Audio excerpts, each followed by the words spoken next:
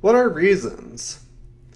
I am specifically trying to probe the meaning of the word reason, which is used in the first 3 paragraphs of the introduction, which I am still in the process of unpacking. This usage is in the definition of argument. I defined an argument as a series of statements designed to provide reason to believe some conclusion. I could also have written reasons or reason with S in parentheses in this definition in place of reason without really changing the meaning. So I'm interested in defining reason as the term is used here in the definition of argument. Though that's my primary goal, we'll need to explore the meaning of the word reason in a more general way in order to get there. We say things like, 1. Euclid's proof provides reason to believe that there are infinitely many prime numbers. 2. Euclid reasoned that there are infinitely many prime numbers. 3. Euclid's proof reasons that there are infinitely many prime numbers. 4. Euclid had great mastery of reason. 5. Euclid presumably had his reasons for doing math. In sentence 1, reason looks like a noun, a kind of special substance contained somehow in Euclid's proof is what it seems to be referring to. In sentence 2, reason occurs in a verb form, denoting some kind of activity. In sentence 3, reason occurs again in a verb form, but now apparently denoting some kind of activity or potency of Euclid's proof. Euclid's proof reasons that there are infinitely many primes. Okay, so then in sentence 4, Euclid had great mastery of reason. Here, reason occurs as a plural noun, now referring to motivations, justifications, occurs as a noun now seeming to denote an area of study or expertise. Mastery of reason, right? And so then sentence 5, Euclid presumably had his reasons for doing math. Here, reason occurs as a plural noun, now referring to motivations, justifications, and or rationalizations that Euclid presumably had for his choice to pursue math. So reason is a versatile term that can be used in many different ways, and there is some common theme flowing through these different usages. Something in common between, some common thread between the rational substance contained in Euclid's proof and the rational activity of Euclid, and the rational activity or potency of Euclid's proof, and Euclid's mastery of reason, and perhaps even Euclid's reasons for doing math are somehow incorporated into this thread. So if we want to take Euclid's proof as a good example of reasoning and study it to understand reasoning better, then we can try to examine the proof, and we can do so from various perspectives. And we can also try to examine Euclid and try to discover what qualities in him made him able to produce the proof and motivated him to do so. So examining reason from all perspectives and giving equal time to each would, be impossible and confusing and difficult. In practice, I think a more useful approach is to choose one primary perspective from which to examine reason, understand reason well from that perspective, and then use that as a jumping-off point for developing a more holistic and integrative understanding of reason. I have already chosen the sense of reason that we are primarily going to investigate. This is the sense used in the definition of argument, which is a series of statements designed to provide reason to believe some conclusion. In other words, I am interested in the kind of reasons that arguments are supposed to provide for their conclusions. Let's now investigate the meaning of reason in this sense.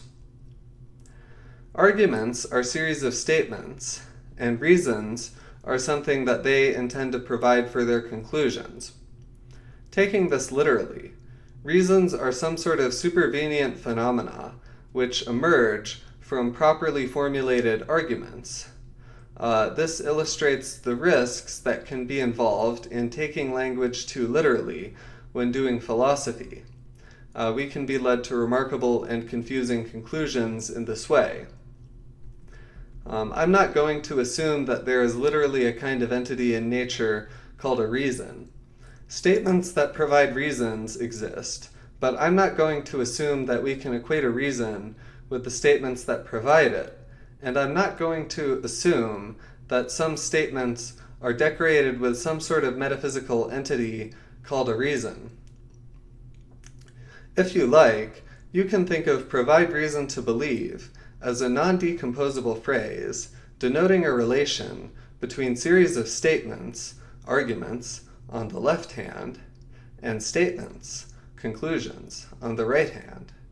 If this is correct, then there are many other English phrases which denote the same, or approximately the same, relation as provide reason to believe, e.g., provide justification, provide evidence, argue effectively, etc. And there are others which seem to denote different but related relations between arguments and conclusions, e.g., prove, demonstrate conclusively, argue fallaciously, argue poorly, etc. Taking all of these phrases to be non-decomposable phrases denoting relations having to do with providing reasons has the advantageous consequence of giving us a way to think about reasoning without getting stuck on the idea that there is some such thing as a reason which ought to be an object of our investigation.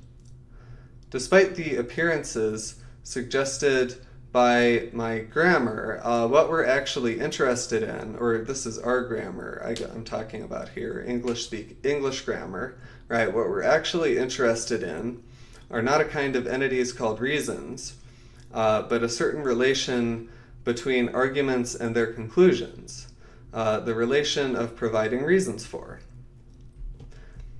So we can therefore formulate the question as follows. What arguments provide reason to believe what conclusions? Obviously, this is a very broad question, and what we're interested in is a general method or body of theory that lets us answer the question in any particular case, or at least in as many particular cases as possible. Another way of formulating the question is as follows. Which arguments are winners and which are losers? Every properly formulated argument states what its conclusion is. If an argument provides good reason to believe its conclusion, then we can say the argument is a winner. If an argument provides bad reasons or no reasons to believe its conclusion, then we can say the argument is a loser. Then we can describe what we're interested in as a general method or body of theory for distinguishing between winning and losing arguments.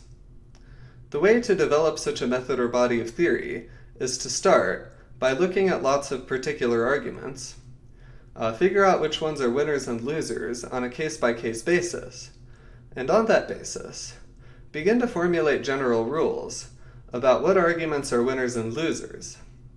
This is very slow, methodical work, and in doing it, we are retracing the steps of philosophers who have thought about these issues for thousands of years.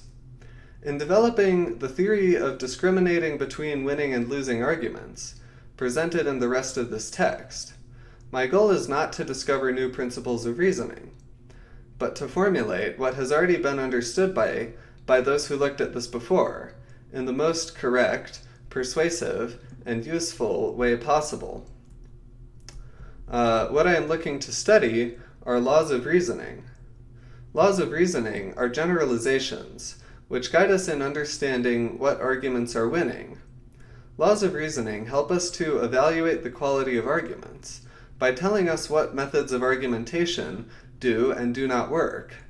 I would say laws of reasoning are the essential theoretical ammunition that one needs to win arguments.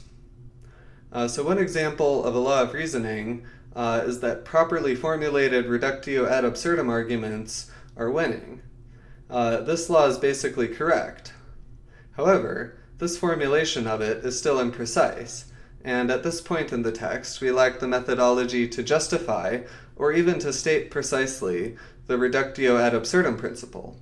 Furthermore, there is plenty of controversy around the reductio ad absurdum principle among logicians, which we have yet to touch at all.